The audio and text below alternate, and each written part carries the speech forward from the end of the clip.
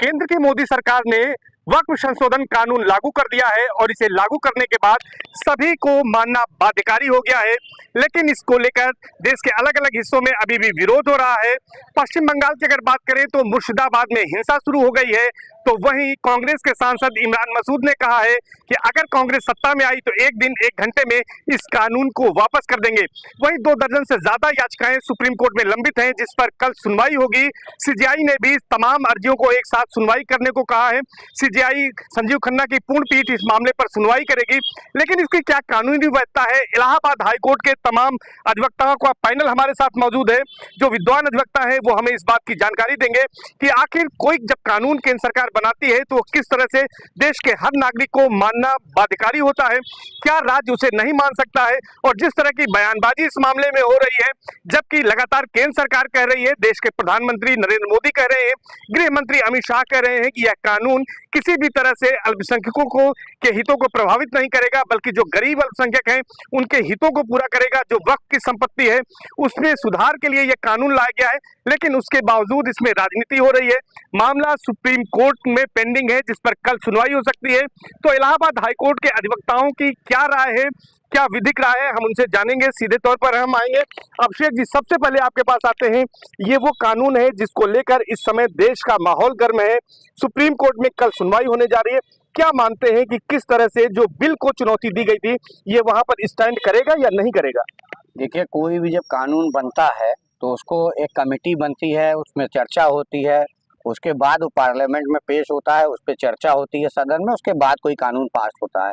तो किसी भी कानून में मान लीजिए कोई बड़ा कानून नया पास हुआ है तो कुछ त्रुटियां हो सकती हैं। सुप्रीम कोर्ट अगर ये लोग गए हैं तो सुप्रीम कोर्ट ये देखता है कि ये जो कानून नया बना है ये संविधान में जो अधिकार जो दिए गए हैं किसी प्राइवेट पर्सन को या किसी जाति धर्म विशेष को, उसको कहीं से हर्ट तो नहीं कर रहा है। यही इतना देखेगी कि जो बेसिक स्ट्रक्चर जो कॉन्स्टिट्यूशन का उसके कोई विरोधाभास चीज तो नहीं है। पूरे कानून को आकलन करेगा, उसमें अगर उसको लगता है कि एक आध दो ऐसे सेक्शंस हैं या ऐसी धाराएं हैं जो संविधान विपरीत हो सकती है तो उनको स्पष्टीकरण या त्रुटिकरण करके उसको वापस उसको दे सकता है। सर, आपसे जानना चाहेंगे, प्रशांत कुमार जी अटल हैं आप, प्रशांत सिंह रिंकू जी हैं, आप ये बताइए कि किस तरह से जो है इस पूरे मामले में जो याचिकाएं दाखिल हुई हैं, अभी बिल को यहाँ पर चुनौती दी गई जिस पर कल सुनवाई हो सकती है, क्या संभावना इसमें बनती है कानूनी नजरिए से अगर हम देखें तो? देखिए, वक्फ संशोधन अधिनियम जो आया है समवर्ती सूची में है। इसमें केंद्र सरकार राज्य सरकार दोनों कानून बना सकते हैं, लेकिन केंद्र सरकार द्वारा बनाया गया कानून जो है वो पूरे भारतवर्ष में लागू होगा। संसद द्वारा बनाया गया कानून जो है सर्वोच्च कानून होता है। अब ये कानून बन चुका है। रही बात सुप्रीम कोर्ट में जो याचिका इन्होंने दाखिल किया है उस पर सुप्रीम कोर्ट जुडिशियल रिव्यू देखेगी आर्टिकल 13 के तहत जो है।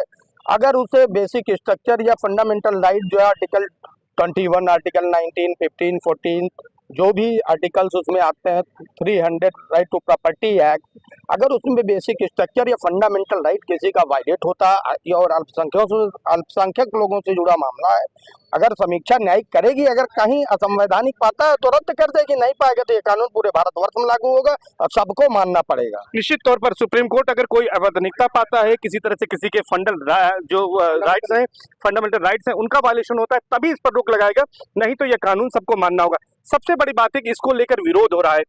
क्यों विरोध हो रहा है? क्या लगता है आपको कानून के नजरिए में, क्या इस कानून में किसी तरह की खामी नजर आती है? देखिए, सबसे बड़ा तो विरोध वो लोग कर रहे हैं जो धर्म के ठेकेदार हैं, जिनका इस समय जो लाभ लेते थे उनका लाभ खत्म हो गया। ये निचले तबके के लोगों के लिए फायदे की चीज है और ये कानून बहुत ही अच्छा कानून है। और धर्म के ठेकेदारों के लिए ये है कि उनका काम खत्म हो गया है, अब ये सरकार तय करेगी।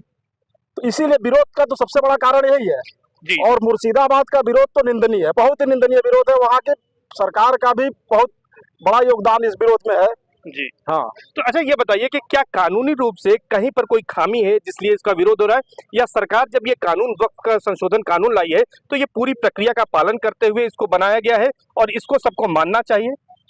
इस जो कानून सरकार ने बनाया है ये सभी को मानना चाहिए। और आज तक जो भी कानून बने हैं उसमें जिसको कानून की जानकारी नहीं होगी वो तो विरोध करेगा ही। अब विरोध के साथ साथ जब व्यक्तिगत हित किसी का भी जुड़ा रहेगा तो उसको जब उसका लाभ नहीं मिलेगा तो विरोध करेगा। तमाम घटनाएं बड़ी बड़ी देख ही रहे हैं, हर जगह आंदोलन वगैरह भी हो रहे हैं खिलाफ में। पहली बात तो उस कानून को जानने की जरूरत है कि उस कानून में क्या है। और वो कानून सबके लिए लाभकारी है। प्रक्रिया सही है पूरी। प्रक्रिया पूरी तरीके से सही है। सर केंद्र सरकार जो कानून लाई है, क्या प्रक्रियागत कोई खामी है जिसकी वजह से विरोध हो रहा है, कोई अन्य वजह है? नहीं, हमें तो ऐसा नहीं लगता कि किसी प्रकार की कोई खामी है इसमें। ठीक है, लोकसभा से ये पारित हुआ है, राज्यसभा से पारित हुआ है, माननीय राष्ट्रपति जी ने इस पे हस्ताक्षर किए हुए हैं, तो मेरी समझ से ऐसा कुछ नहीं है कि किसी प्रकार की खामी है। जिनको खामी लग रही है उनका व्यक्तिगत स्वार्थ है, उन्हें ही खामी लग रही है, बाकी इसमें कोई खामी नहीं है। वकील साहब, आप हमारे साथ जुड़े हैं अभी। ये वक्फ संशोधन कानून बन गया है, इसका विरोध हो रहा है, आपको क्या लगता है कि प्रक्रियागत कोई खामी है, विरोध क्यों हो रहा है? नहीं सर, ऐसा नहीं है। इसमें कोई हमारे अपने नज़र से इसमें कोई खामी नहीं है। जैसे इसमें ये हमको लगता है कि 1995 में ये बिल आया, जिसमें से 40 संशोधन किए गए थे लगभग, उसमें से 14 संशोधन इसमें भी पास किए गए हैं। इसमें से कुछ संशोधन ये है कि पहले क्या था कि कोई मुस्लिम परिवार का कोई नहीं है तो उसकी पत्नी को ना देके सीधे सीधे वह बोर्ड को चली जाती थी जमीन। अब ये कहाँ तक सही है, आप बताइए कहाँ मतलब तक परिवार तक रहेगा ये कानून, ठीक है? हाँ, परिवार में जाना चाहिए, पहले पत्नी को मिलना चाहिए, जब कोई नहीं हो तो चाहे जहाँ चली जाए। सर एक सवाल आपसे लेंगे कि अब ये इस मामले में सुप्रीम कोर्ट सुनवाई भी करने जा रहा है, लेकिन इस बीच तमाम पॉलिटिकल बयान आ रहे हैं। खासतौर पर कांग्रेस के सांसद इमरान मसूद हैं, उन्होंने कहा है कि उनकी सरकार आएगी तो एक दिन एक घंटे में इस कानून को रद्द कर देंगे। क्या किसी कानून को जो भारत की संसद ने बनाया हो उसको इस तरह से रद्द किया जा सकता है? ये सिर्फ पॉलिटिकल स्टंट है? देखिए, ऐसा है कि जब भी कोई भी पार्टी की सरकार, मैं किसी पार्टी की बात नहीं कर रहा हूँ, ये विपक्ष का काम है। बिल्कुल, हम कानून की बात करें, कानून क्या कहता है? विपक्ष का काम है कि सरकार की कभी वो तारीफ नहीं कर सकती, हमेशा विरोध में ही, चाहे सत्ताधारी जो भी पार्टी रही हो उसका विरोध होता रहा है। कोई भी कानून जब बनता है तो उसके पीछे एक मंशा होती है। इस कानून के पीछे मंशा ये थी कि कुछ एक वर्ग के लोगों ने पूरे वक्फ बोर्ड के ऊपर कब्जा करके रखा हुआ था। इस कानून के माध्यम से इसको एक बड़े पैमाने में बताते हुए, एक बड़ा पैनल बनाते हुए, जिसमें गैर मुस्लिम लोग भी शामिल होंगे इस एक्ट के तहत। पहले आप वक्फ बोर्ड के पास ही जाते थे, अगर कोई दिक्कत होती थी उस वक्फ बोर्ड के पास जिससे आप पीड़ित रहते थे। अब आपको सिविल कोर्ट का मुद्दा खोल दिया गया है।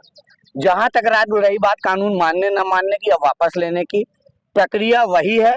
आपको पुनः राज्यसभा लोकसभा ले जा करके आपको फिर से पास कराना पड़ेगा, उसको रद्द करना पड़ेगा, फिर राष्ट्रपति की संस्तुति लेनी पड़ेगी। इतना इजी प्रोसेस नहीं। बिल्कुल, मतलब ये बयानबाजी है, ये इजी प्रोसेस नहीं है। जिस तरह से कानून बना है, अगर कानून वापस लेने की बात होगी तो फिर से उन्हीं प्रक्रियाओं का पालन। रिंकू जी, आपसे जानना चाहेंगे, जो ये कानून है इसको वापस लेने की बात हो रही है, ममता बनर्जी तो साफ तौर पर कहती है कि उनके स्टेट में ये लागू ही नहीं होगा। इसमें किस तरह से पॉलिटिकल स्टंट है, या इसमें ऐसा वो कर सकती हैं, इसको स्टे कर सकती हैं अपने स्टेट में? देखिए, ये पॉलिटिकल स्टंट है। विरोधी पार्टियां कभी नहीं चाहेंगे कि भारतीय जनता पार्टी अल्पसंख्यकों में अपना जो है जनाधार बढ़ा पाए, इसलिए ये लोग विरोध कर रहे हैं। इसके पहले भी धारा 370 अनुच्छेद 35A अनुच्छेद नहीं 35A जो भी कानून हुआ, सुप्रीम कोर्ट में वैधता की चुनौती दी गई, सारी रिट पिटीशन खारिज हो गई। मेरे हिसाब से जो पॉलिटिकल स्टंट की बात है, पॉलिटिकल स्टंट ये समझिए कि वक्फ बोर्ड से सामंतवादी व्यवस्था को समाप्त कर दिया है वर्तमान सरकार ने, और समीक्षा जो है सुप्रीम कोर्ट द्वारा किया जाएगा। सुप्रीम कोर्ट को जो उचित लगेगा, न्याय विधि संगत होगा, वो वही कानून को या तो रद्द करेगा या तो लागू करेगा। मेरे हिसाब से रही बात, इसमें राजनीतिकरण नहीं होना चाहिए। बिल्कुल, राजनीतिकरण नहीं होना चाहिए। सर आपसे जानेंगे कि अब इस मामले में सुप्रीम कोर्ट सुप्रीम सुनवाई करने जा रहा है। 2 दर्जन से ज्यादा अर्जियां इसमें दाखिल की गई हैं। क्या उम्मीद है जब इसमें कल की सुनवाई होगी, कानूनी रूप से किस तरह से ये स्टैंड करेगा? बिल होगा या फिर नई याचिकाएं इसमें जो है संशोधन के लिए कोर्ट मांग सकता है? देखिए, सबसे पहले तो इन्होंने बिल को चैलेंज किया था, अब वो पूरी तरह कानून बन गया है, तो आपको उसको अमेंड करना पड़ेगा। कोर्ट कहेगी कि इसको चैलेंज करिए, अब कानून जो बन गया इसको चैलेंज करिए। आपने पहले बिल चैलेंज किया, सभी अर्जियां बिल चैलेंजिंग पे है, तो अमेंडमेंट तो इनको करना पड़ेगा सुप्रीम कोर्ट में, तभी सुप्रीम कोर्ट आगे की सुनवाई करे। जी सर, आपको क्या लगता है इस पूरे मामले में, जिस तरह से वक्फ कानून का विरोध हो रहा है, अब सुप्रीम सुनवाई इसमें सुप्रीम कोर्ट में होने जा रही है, किस तरह से ये अर्जियां स्टैंड करेंगी और सुप्रीम कोर्ट का क्या रुख हो सकता है? इसमें कानूनी नजरिया क्या है आपका? जी, हमारे तरफ से तो ऐसी कोई त्रुटि नहीं है। जो बिल संशोधन पास हुआ है, इसमें किसी प्रकार को उसमें सारी अर्जियां डिसमिस ही होगी। डिसमिस होगी। आपको क्या लगता है कि सुप्रीम सुनवाई में क्या कुछ हो सकता है इसमें? इसमें सुप्रीम कोर्ट अब हमारी तरफ से तो पूर्णतः इसको खारिज ही करेगी, क्योंकि इसमें होने लायक कुछ संशोधन इसमें है ही नहीं, और बिल तो रद्द होने कोई सवाल ही नहीं। आपको क्या लगता है सर? नहीं, बिल सारी अर्जियां इसमें खारिज होनी है, इसमें कुछ नहीं हो सकता। कानूनन सर आपसे भी कमेंट ले लेते हैं फाइनल, कि अब चूंकि सुप्रीम सुनवाई हो रही है, अगर इसमें सुनवाई होती है तो जिस तरह से इसमें अर्जियों के जरिए चैलेंज किया गया, क्या हो सकता है कि कानूनी नजर में आप क्या सोचते हैं इसमें? देखिए, हमने पहले भी कहा कि इसको एक स्क्रूटनी समझिए, इस कानून को एक स्क्रूटनी होनी है कि इस कानून में क्या क्या बदलाव लाए गए हैं या क्या क्या चीजें लाई गई हैं। वो जो संविधान में चीजें, जो अधिकार लोगों को या धर्म को दिए गए हैं, उसको कहीं ओवरराइड तो नहीं कर रहे हैं। बस इतना ही उसमें देखने की बात है। बाकी 20 साल से मैं भी इस हाई कोर्ट में हूँ और तमाम हम लोग जजमेंट देखते पढ़ते रहते हैं, कई हम लोगों ने कराए भी हैं। इस फौरी तौर पे इसमें सिर्फ यही चीज है कि संविधान के किसी अनुच्छेद का उल्लंघन ना हो, बाकी प्रक्रिया सब सही है। सर, आपको भी लगता है कि सुप्रीम कोर्ट में तमाम जो अर्जियां हैं वो खारिज हो जाएंगी? देखिए, ये तो सुप्रीम कोर्ट के ऊपर निर्भर करता है। अगर आपका फंडामेंटल राइट जो है, अल्पसंख्यक मामलों का फंडामेंटल राइट अगर कोई बेसिक स्ट्रक्चर को टच करता है, सुप्रीम कोर्ट इंटरफियर कर सकता है। अगर वो जुडिशियल रिव्यू में कोई गलती नहीं पाता तो रिट पिटीशन तुरंत खारिज कर देगा। तो निश्चित तौर पर इलाहाबाद हाई कोर्ट के जो तमाम अधिवक्ता हैं, इनकी ये राय है कि जो ये कानून बनाया है केंद्र सरकार ने, ये प्रक्रियाओं का पालन करते हुए ये कानून बनाया गया है, जो कि देश के हर नागरिक को के लिए मानना बाध्यकारी है। और इसके साथ साथ जो इसमें तमाम राजनीतिक दल ऐसे बयानबाजी कर रहे हैं कि इस कानून को सत्ता में आते ही तुरंत वो खत्म कर देंगे, ऐसा भी नहीं किया जा सकता है। अधिवक्ताओं का ये कहना है जो प्रक्रिया कानून बनाने के लिए अपनाई गई थी, वही प्रक्रिया फिर से अपनाई गई है। जहां तक सुप्रीम कोर्ट में इस बिल को चैलेंज करने की बात है, अधिवक्ताओं का ये कहना है, कानूनी राय ये है कि इस मामले में अगर संविधान के किसी अनुच्छेद का वायलेशन होगा या फिर किसी भी धर्म विशेष के फंडामेंटल राइट्स का वायलेशन होगा, उसी स्थिति में सुप्रीम कोर्ट इसमें हस्तक्षेप कर सकती है। इसके साथ साथ अगर कानून में कहीं पर किसी तरह की कोई खामी होगी तो उसको वापस भेज सकती है सुधार के लिए, लेकिन कानून पूरी तरह से रद्द होगा, ऐसा अधिवक्तागण नहीं मानते हैं। उनकी कानूनी राय यही है कि तमाम जो अर्जियां हैं वो चूंकि बिल को चैलेंज की गई हैं, उसे संशोधन के लिए सुप्रीम कोर्ट भेज सकता है और इसके साथ साथ इस मामले में तमाम अर्जियों को सुप्रीम कोर्ट खारिज कर सकता है और यह कानून बना रहेगा और देश के सब नागरिक को यह मानने के लिए बाध्यकारी होगा। सर्वेश दुबे, न्यूज़ 18, प्रयागराज।